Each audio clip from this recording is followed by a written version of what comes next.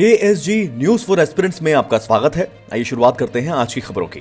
केंद्रीय स्वास्थ्य मंत्री डॉक्टर हर्षवर्धन को global alliance for vaccine and immunisation Gavi द्वारा गवी बोर्ड में सदस्य के रूप में नामित किया गया है। डॉक्टर वर्धन गवी बोर्ड में south east area regional office, western Pacific regional office constituency को रिप्रेजेंट करेंगे। वर्तमान में ये सीट म्यांमार के म्यूट हेटवे के पास है। डॉक्टर वर्धन 1 जनवरी 2021 से 31 दिसंबर 2023 तक भारत का प्रतिनिधित्व करेंगे। The Gavi board is responsible for strategic direction and policy making, oversees the operations of the Vaccine Alliance and monitors program implementation. कई साझेदार संगठनों साथ ही निजी क्षेत्र के विशेषज्ञों द्वारा तैयार की गई सदस्यता के साथ board balance strategic decision making, innovation and partner collaboration के लिए एक मंच प्रदान करता है। गवी साल 2000 में बनाया गया था। गवी एक अंतर्राष्ट्रीय संगठन है, एक वैश्विक वैक्सीन गठबंधन। इसका मुख्यालय जिनेवा, स्विट्जरलैंड में है। आधिकारिक तौर पर गवी वैक्सीन अलायंस एक सार्वजनिक निजी वैश्विक स्वास्थ्य साझेदारी है जिसका लक्ष्य गरीब देशों में टीकाकरण की पहुंच बढ़ाना है। गवी जीवन को बचाने और महामारी के खतरे के खिलाफ दुनिया को बचाने के लिए अपने मिशन के हिस्से के रूप में वैक्सीन अलायंस ने दुनिया के सबसे गरीब देशों में 822 मिलियन से ज्यादा बच्चों का टीकाकरण करने में मदद की है, जिससे 14 मिलियन से अधिक भविष्य में होने वाली मौतों को रोका जा सके। डॉक्टर नोजी ओकोंजो-लाविला वर्तमान में गावी अलायंस बोर्ड के अध्यक्ष हैं। अगली खबर का रुख करते हैं। भारत के पहले सोशल इंपैक्ट बॉन्ड के बारे में समझ लीजिए। पिंपरी चिंचवाड़ नगर निगम ने भारत के पहले सोशल इंपैक्ट बॉन्ड, जिसे शॉर्ट में कहते हैं SIB, को बनाने के लिए UNDP इंडिया के साथ एक MOU साइन किया है। As a part of the unique investment tool, the PCMC administration will bear the cost of a public welfare project associated with the bond. If the predefined project targets are fulfilled, according to UNDP, this type of bond lays down outcome-based targets to be achieved at the start of the contract. This feature allows for tracking the progress of the outcome, thus ensuring transparency for investors. यह mechanism ये भी ensure करता है कि funds का इस्तेमाल project के लिए इफेक्टिवली और एफिशिएंटली किया जाए।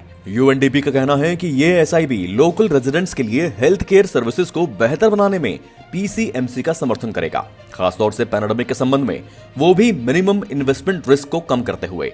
यह पहली बार है कि एक गवर्नमेंट बॉडी एक बॉन्ड में आउटकम फंडर के रूप में काम करेगा, जबकि परंपरागत रूप से अधिकांश गवर्नमेंट फंडेड पब्लिक प्रोजेक्ट्स को परिणामों की पर्याप्त अवधि के साथ सरकार द्वारा बड़े और शुरुआती निवेश की आवश्यकता होती है और इसमें विभिन्न प्रकार के जोखिम भी शामिल होते हैं। अगली खबर का रुख करते हैं। संयुक्त राष्ट्र की रिपोर्ट के मुताबिक दक्षिण और दक्षिण पश्चिम एशिया में भारत की ग्रोथ तय है। अन्य देशों के मुकाबले ज्यादा विकास करेगा भारत।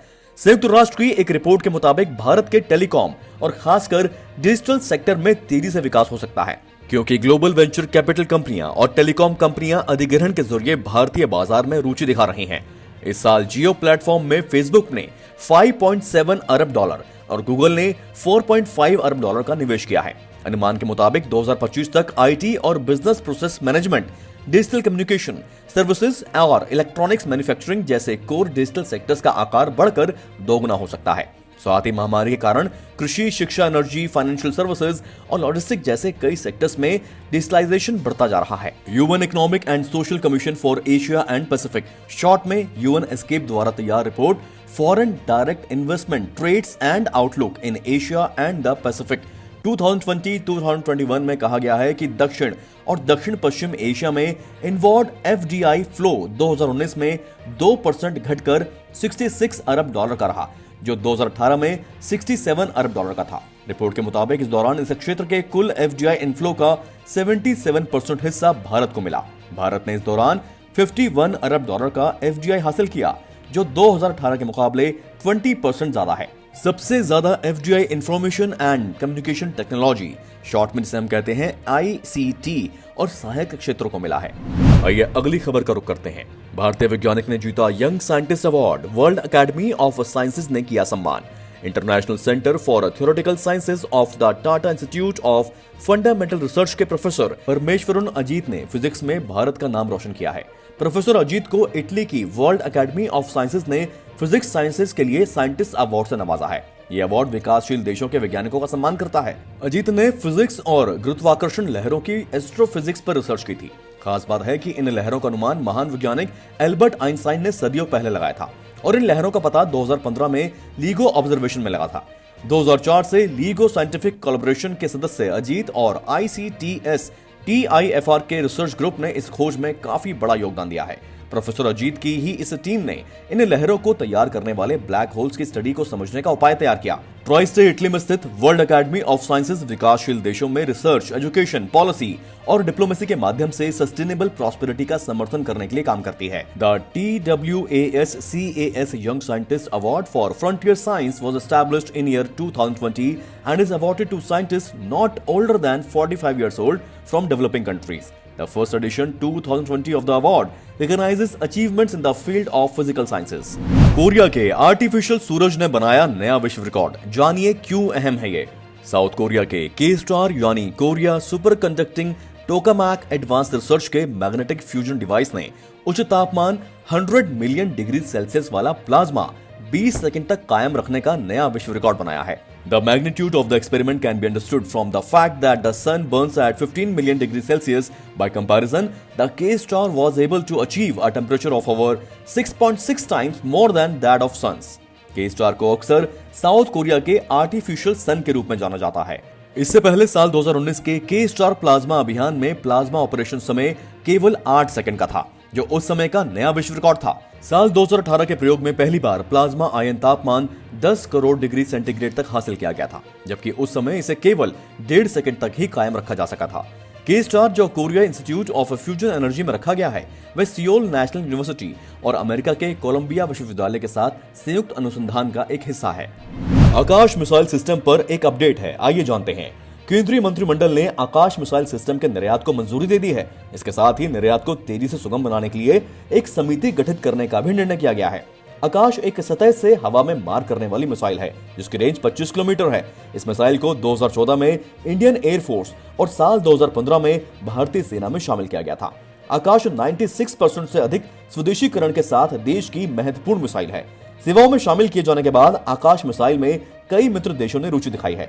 मंत्रिमंडल की मंजूरी विभिन्न देशों द्वारा जारी RFI RFP में भाग लेने के लिए भारतीय निर्माताओं को सुविधा प्रदान करेगी। So far, Indian defense exports included parts or components, etc. The export of big platforms was minimal. This initiative of the cabinet would help the country to improve its defense products and make them globally competitive. रक्षा निर्यात को तेजी से मंजूरी के लिए समिति के बारे में जान लीजिए। Besides Akash, there is interest coming in other major platforms like coastal surveillance system, radars and air platforms. ऐसे प्लेटफॉर्मों के निर्यात के लिए तेजी से अप्रूवल के लिए रक्षा मंत्री, विदेश मंत्री और राष्ट्रीय सुरक्षा सलाहकार वाली एक समिति बनाई गई है। This committee would authorize subsequent exports of major indigenous platforms to various countries. The committee would also explore various available options including the government to government route. Moving on to the next story, the topic is Sahayak NG, Defense Research and Development Organization, that is DRDO, along with Indian Navy, conducted the successful maiden test trial of Sahayak NG, India's first indigenously designed and developed air-dropped container from IL-38SG aircraft of Indian Navy off the coast of Goa. The trial was conducted by Indian Navy to enhance its operational logistics capabilities and provide critical engineering stores to ships which are deployed more than 2,000 kilometers from the coast. It reduces the requirement of ships to come close to the coast to collect spares and stores. दो DRDO प्रयोगशालाएं यानी naval science and technology laboratory NSTL Visakhapatnam और ADRDE Agra सहायक NG container के विकास में industry partner Mrs एवेंटेल के साथ GPS integration में शामिल थे। सहायक NG सहायक MK1 का एक एडवांस्ड वर्जन है।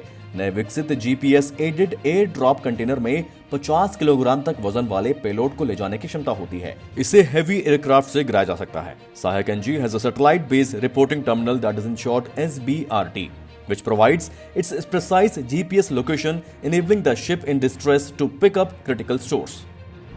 Moving on to the next story, India-Bhutan MOU on cooperation in the peaceful uses of outer space. मंत्रिमंडल ने भारत और भूटान के बीच आउटर स्पेस के क्षेत्र में सहयोग पर MOU को मंजूरी दी है। केंद्रीय मंत्रिमंडल ने भारत और भूटान के बीच आउटर स्पेस के शांतिपूर्ण उपयोग में सहयोग पर हुए सहमति पत्र यानी MOU को मंजूरी दी है। दोनों देशों के बीच 19 दिसंबर 2020 को आउटर स्पेस के शांतिपूर्ण उपयोग में सहयोग पर MOU साइन हुआ था। This MOU shall enable India and Bhutan to pursue cooperation in the potential interest areas such as remote sensing of the Earth, satellite communication and satellite-based navigation, space science and planetary exploration, use of spacecraft and space systems and ground systems, and application of space technology. इस सहमति पत्र में DOS, ISRO और भूटान के सूचना और संचार मंत्रालय के सदस्यों के साथ एक संयुक्त कार्यकारी समूह का गठन किया जाएगा, जो कार्यान्वयन की समय सीमा और साधनों सहित कार्य योजना पर काम करेगा। KSG न्यूज फॉर एस्पिरेंट्स के आज के बुलेटिन में इतना ही। Thank you.